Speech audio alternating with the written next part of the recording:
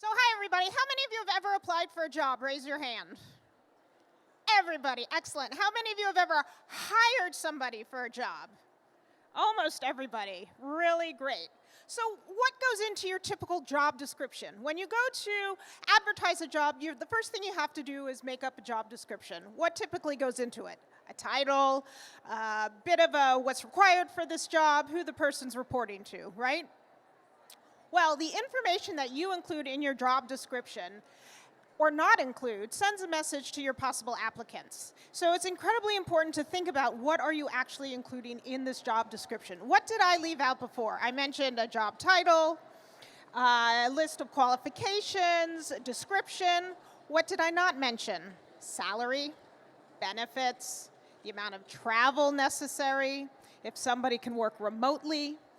All of this information, or lack thereof, sends a message to your applicants about who or what you're looking for and what your organization thinks is important. Research shows that men and women read job descriptions differently.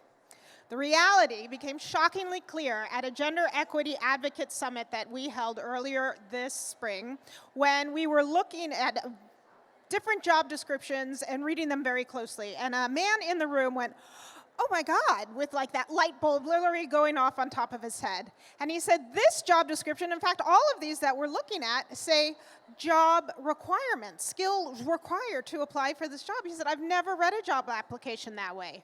I've only read it as recommended skills. And in fact, his revelation is backed up by research done by Hewlett-Packard that shows that when men look at job descriptions and job qualifications, they feel like they need about 60%. They meet 60% of the qualifications to apply for the job, whereas women feel like they need to meet 100% of the qualifications to apply for the job.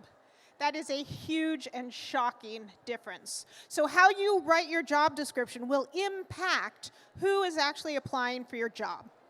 So get ready to steal these ideas. Grab a pen or get ready to type this up. Here are 5 concrete suggestions for you that you can steal when you're writing a job description. Number 1, instead of saying skills required, consider using skills recommended. Instead of saying must have an MA or MBA, say must have a graduate degree or equivalent work experience. Don't say 10 plus years of experience, because according to research in this area, a woman with 7 years of experience is not going to apply for that job, but a man with 7 years of experience will. So instead, say something like you're looking for a seasoned professional, a mid-level, or an entry-level job, because that's really what you're trying to communicate. If there's travel involved, don't say must be able to travel. This would cause most women with children and many men to simply look away. Instead, quantify how much travel is expected in the job. Once a month, 10%, 20%. A job applicant can then much more easily decide if this job suits their lifestyle.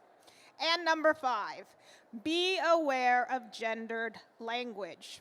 Unconscious bias in language sometimes makes its way into job descriptions. For instance, I've seen this one. Are you looking for someone who's a, quote, warm relationship builder? That reads feminine. Are you looking for someone who is an independent go-getter? That reads masculine. So whether you know it or not, you are sending out a message in your job description about who you are looking for. If you don't believe me, test this out. Go online, go to jewishjobs.com, Rabbi Careers, Idealist, read through a few job descriptions. See if you can notice what gendered language you can identify. And based on your own gender, look at which job jumps out at you and which don't.